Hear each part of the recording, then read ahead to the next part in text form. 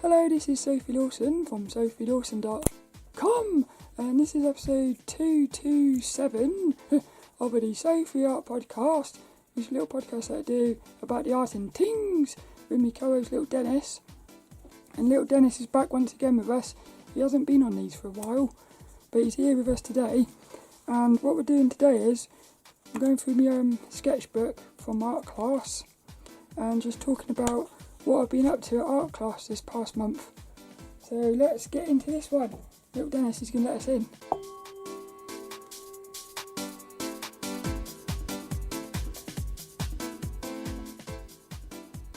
So little kitty's with us as well, which is nice. So let's have some little kitty kisses. That means they can sit down and behave themselves. So what I do on these is I go through me sketchbooks, and I've actually got quite a lot of different things on this one. So I think I'll put links and everything in the description, in the show notes, for the past episode of this. But I think the last one I looked at on the last podcast was actually Rachel on the 6th of July, and she was like posing. Oh yeah, because I remember talking about how I really got excited by her hair. So that's all that was about, was the hair. So this one here starts on the 13th of July with a bloke called Lawrence. Now this bloke had really long hair and a big belly. He had a big round belly, which was quite cool actually. But what was interesting was he was doing some very, let's say, uninspiring poses, and yet somehow I was still feeling like his energy sort of thing. So I sort of thought to myself, like, you could have, say, 20 people doing exactly the same pose, and they would all feel different, because somehow the person sort of comes out of the pose, even though it's a boring pose or something. But I didn't realise this was portrait, so I started out doing life drawing, like the figure, and then I realised that it was actually portrait. But the best thing about this one was his little foot, because what he did was he had his foot like sort of curving in such a way, and there was like a big long curve going right from the top of his head right down to his foot. So he was like just like a big curve.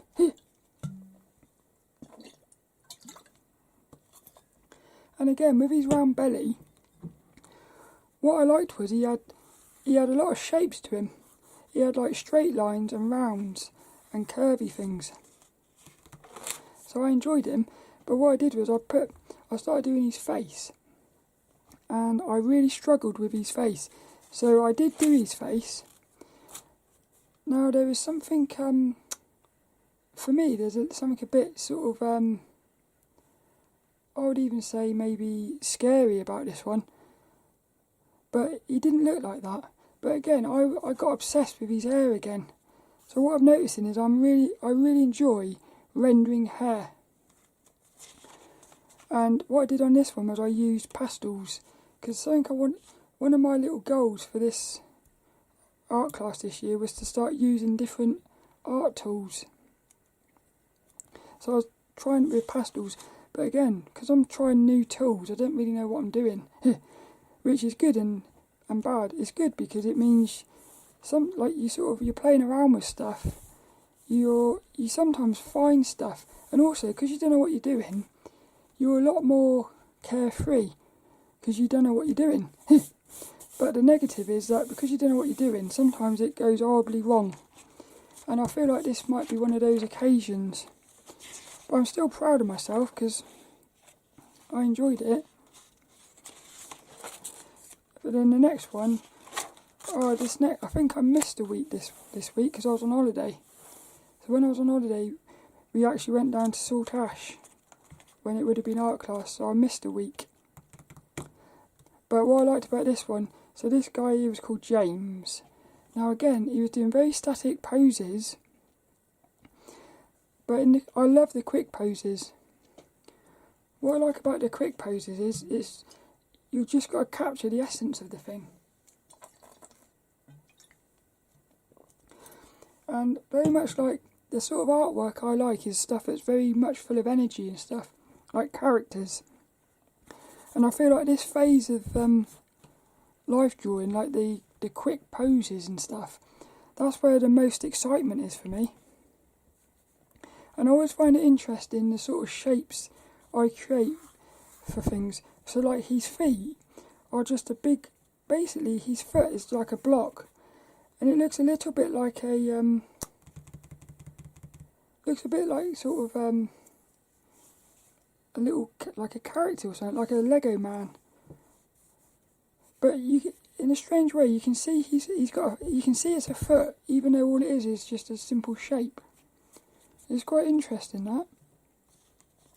And something else I've noticed is when I do the arms and the hands on these quick poses, I very rarely put the hands in. So I represent the hand as like a line coming straight off the arm, and it always reminds me of that bloke from Terminator 2, the T-1000 I think he was, who like made a liquid, and that scene where his hands turned into like knives or something. Actually, I think this was last night. So I must have. Oh no! What happened was, yeah, that's it. What happened was I missed a week because we went to Salt Ash, and then the week after that was actually we had to do a painting. So what happened was last month. If I'll put a link in the show notes. One of the weeks was a workshop with an artist called Belinda Raynal, and I'll put her website. It's belindareynal.com. She's got beautiful artwork. She creates like landscapes, seascapes, treescapes, and she does it all with those like plastering tools. You know, like those I don't know what they're called.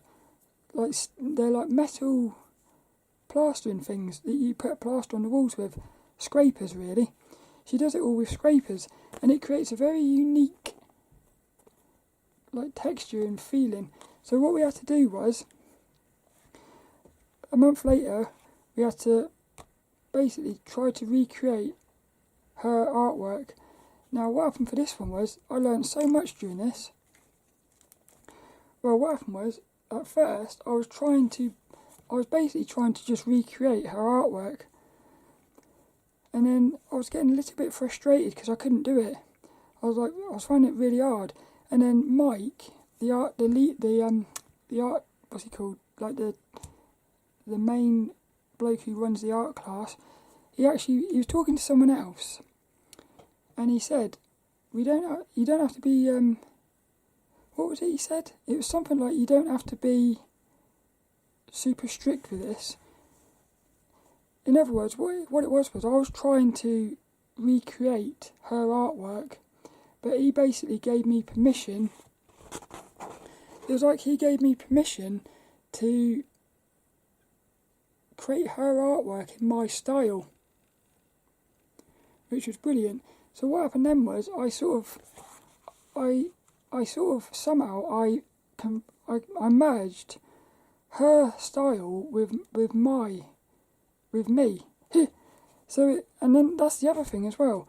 When you walked around the room and saw everyone's paintings, we were all basically doing the same thing, but everyone was doing it exactly very differently, which is very much like what I was saying about these poses. Like, you could have 10 people do the same pose, and it's going to feel completely different because of the person is coming out of the pose. Well, the same thing happens with paintings. You could have 10 people paint exactly the same thing. Somehow the person comes out of the painting, which it's amazing to me. But what I love about painting is the texture of it. When you like run your hands across it, you get the texture. And that was one of the things that she was going on about all the time, was using these like it's basically like a massive long palette knife, really. What it does is it creates so many different contrasting textures, which you can't get that with pencils and stuff, really. Well, not to the extent of this. So what happened for me was, I would say for about an hour and a half, I wasn't happy with my little painting. And then when Mike said, look, he said basically, you don't have to copy it exactly. I just let go. That was the secret as well. I let go. And then I played around with it, and I sort of liked the way it turned out. So what we had was, we had trees in the background with some water, with the trees reflecting in the water, and then you had these like big long flowers and blades of grass in the front. So I liked it, I did. My favourite thing about it was putting the different greens in the leaves, because it was just fun, mixing all these colours and then playing around with the colours. And what you do is, you put like one colour down, and it would create a new colour, because it was like blending with all the other greens. So you've got, I don't know how many greens is in this, but there must be like loads of different types of greens. Which it's beautiful really, how you can have so many different shades of the same colour sort of thing. I enjoyed that one. And then the next one is from last night. I've also got my sketchbook from, what's it called, when we go out doing like plein air painting. But last night we had a new life model called James, and he was cool as well. So like I said about when the first bit, we did very short gestures at the start. Normally we do 5-minute gestures, but for this one we were doing 2 and 3 minute gestures, which I actually preferred, because 5 minutes is, I think, a bit too long to be doing your quick sketches, because I find I start adding a bit too much detail in. But when I was doing this, the first thing I noticed was I liked the shape of his hair. So again, I was drawn to his hair, and I liked the shape of his body, because you could sort of see a lot of muscles in him, which was cool. Oh, that was another thing. He did another pose, and then I noticed he didn't have much of a bum. Yeah, his bum was very sort of well, that's the thing, you see, like when you're drawing females, they have much more rounder bums, and I like the curviness of bums.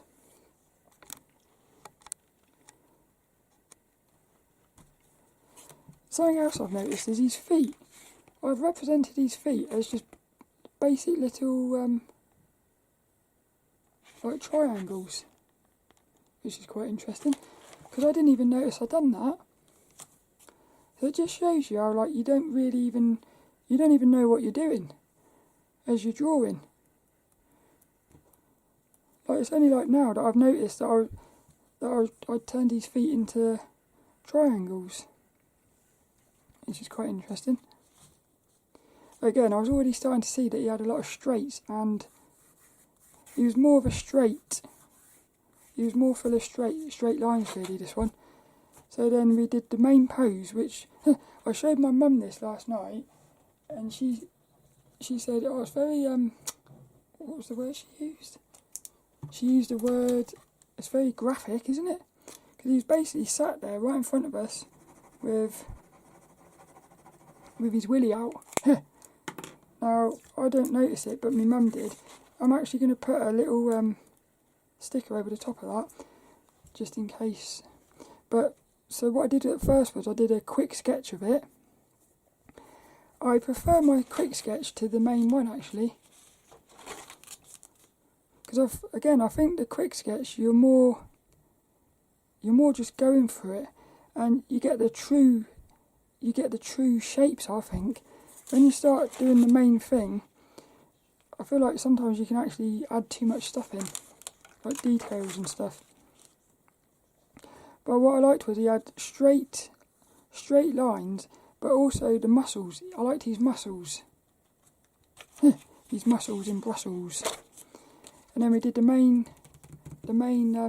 pose. Now this was very interesting, because I don't know if this was his first time modelling, but what I've done is I put a bit of sticker over his todger, just in case you don't want to see that on the video.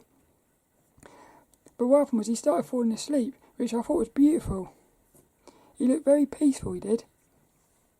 But what happened was, he was posing, and then I noticed his body was shaking. And what happened was, he was actually like shaking. And then Mike, again, he's the leader, like the boss of the who runs the art class. He said to James, the model, he said, "Do you want to move? Do you want to move? Do you want to reposition?"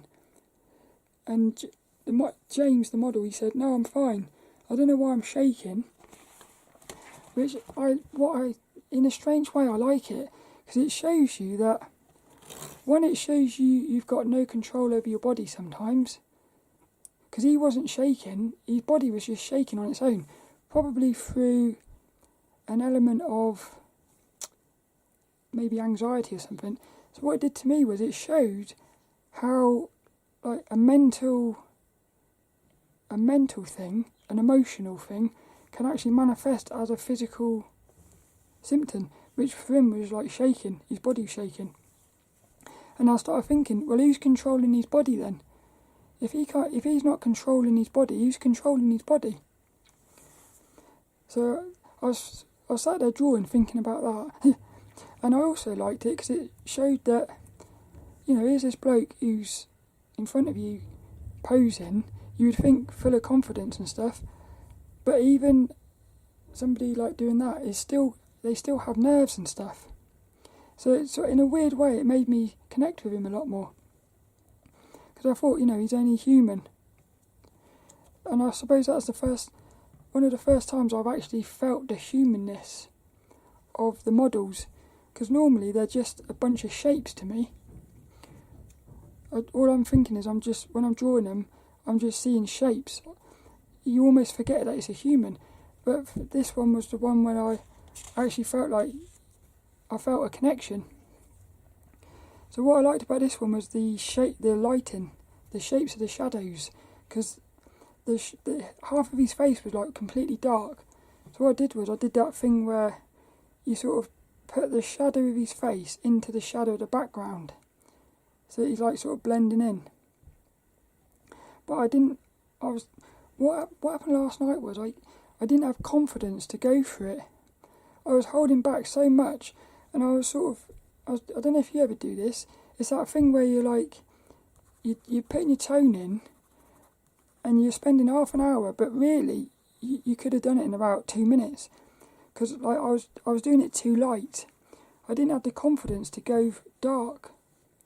And then what happened was, right towards the end, again, something inside me just said, like, sod it, and I just went for it. It was actually what I did on this one was, I put the background in, because I thought, if I make the background dark, it's sort of going to pop, it'd make him pop. So my goal was to make the whole background black. But again, I didn't have enough time to do that. But as soon as I did that, it sort of showed me how light he had been. So it allowed me to sort of make him a bit darker. Which again, it shows like the relationship between the background and like the foreground. Like it shows you how the model is linked with the background, which is cool. What I also liked about him was he had hair on his body. I enjoyed drawing like his hairy armpits and stuff. So that was it for art class and life drawing. What was my favourite thing? My favourite thing was probably the painting, but it was also probably the hardest and the most, I don't know what the word is, just like difficult. It was really hard, but really I had the most enjoyment with that, and it's probably because I don't do much painting. So what I also do is, on a Saturday we go out and do like I think they call it plein air painting and stuff. So what I did, I think the last podcast I had the first week's, which was we went into town and there's this big massive statue of a lady, and I did that in inks. and then I did some people sketching. So then the next one, which was the 9th of July, Radford Lake. I've actually done this one before. So what I did here was I got my little seagulls. I started out doing some little ink sketches, because again, I like to just start out doing something sort of loose.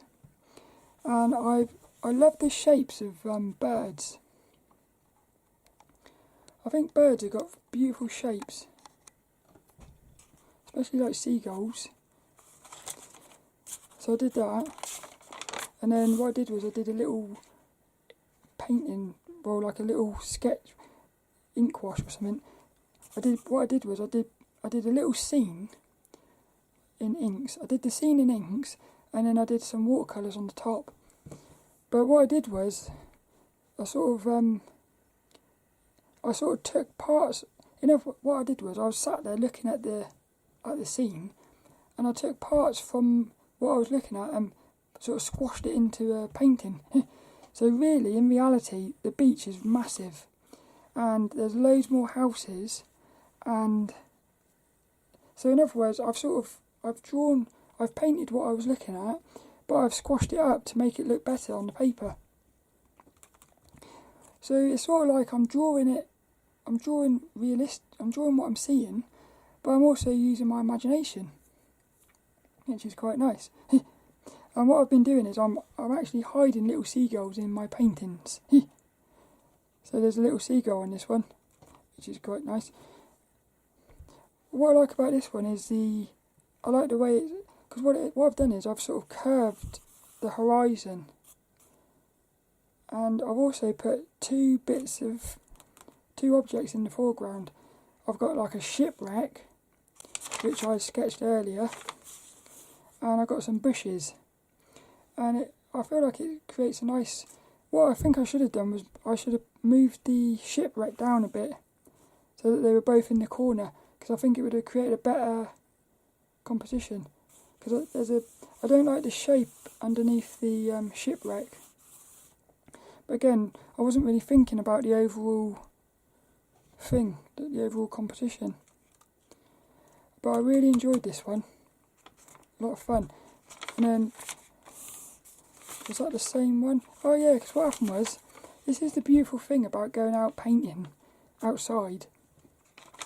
A bloke got in with his little kids, his little like son, and they were in a little rowing boat.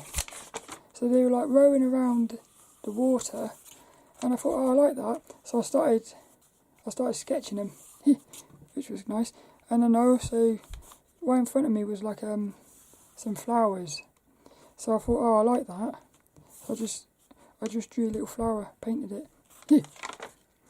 Then the next one was the 16th of July. I think that was, yeah. The next week we went down to Devil's Point, and I did the same thing again. What I did was I sort of looked at what I was looking at and squished it. So this one we had a naval ship in the background.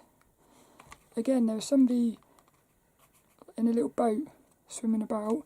There was a sailing ship. So what I did was, it's cool it is, what you're doing is you sat there for a couple of hours and you'll do your little scene. What will happen is somebody will come along in a little boat, but they might be like out of your scene. But what I do is I look, if I think, oh, I like that, I can actually bring that into my painting. And then there might, like a little ship sailing in the distance, I can sort of plop that in as well. So what's cool is, it's almost, again, it's that thing of, you're sort of capturing the essence of the day in the painting.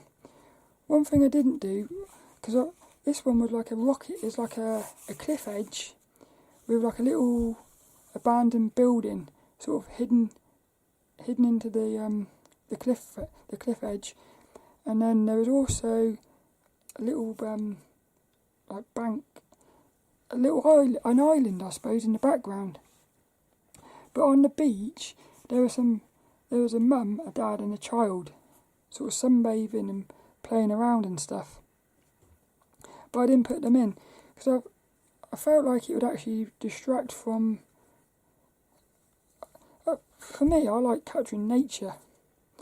I feel like there's an innocence to it, and if you put people in, I feel like the people would have become the focal point, whereas I wanted the scene to be the focal point.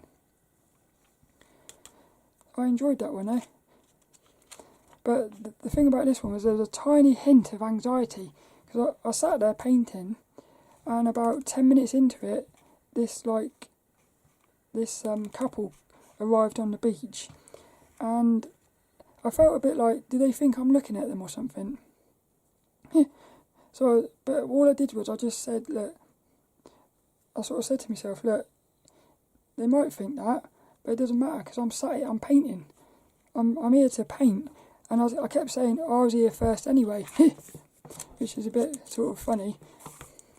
So it's almost like if they've got a problem with me being here, jog on, as they say on Hot Fuzz. I was here first. Get off my land.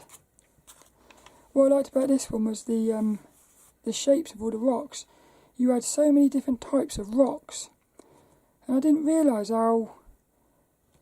Like, if I had looked at that scene, if I had looked at the cliff edge and I wasn't planning on painting it, I'd probably think all the rocks were the same. But you had different textures all over the place, which was brilliant. And you also had some of the stonework showing in the building. So you had like the natural shapes of rocks with the lines of this building. So like you got the man-made shapes in amongst the nature, which is cool. But there's something about this one. Last week, when I come in from last week, I put me water pot in my bag, and it actually, when I took me sketchbook out, the water pot I hadn't done it up properly, and it leaked all over my sketchbook. So what happened was, all the pages got wet, and because in this scene there's some red flowers. What's happened is, where the pages have got wet, the paint's come off those flowers and it's gone onto the other side. And on the other side was this warship. Now the thing that's funny about this is, it actually almost looks like blood or something. And it's almost, to me, it's as if it's sort of saying, this warship is associated with like blood and violence. Which is a random thing that's happened by accident, but in a strange way, I sort of like it. And then, well, what happened then was I missed a week because, again, I was on holiday, so I didn't do it on that one. But the last week was the 30th of July. I won't be going this week either because it's too far away. I can't get to the location this week. Because what they do is they go all over the place. All over like Plymouth, but the next one's too far away for me. So what we did last week was, we were, again, it was outside on the edge of the water, and here's my little seagull. I got my little seagull in there. So what I did that thing again. What I did was I looked at what I was looking at. I sort of tried to capture what I was looking at, but I played around with the shapes on this one. Hey, that was an accident. I think that means I think that's lilDENNiS saying he wants to end it. But what I liked about this one was, we had, again, you got the natural shapes of like the trees, the rocks, the water, mixed in with the man-made shapes of a building, a lamppost, railings. So you got these straight edges and these lots of curvinesses of nature.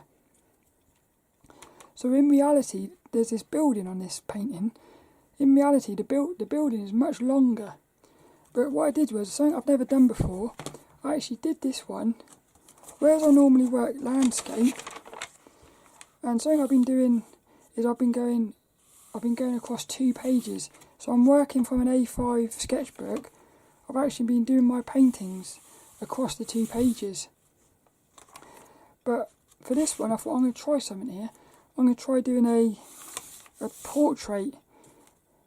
So, and I like this because what it did was it actually allowed, it sort of shows the size of the tree.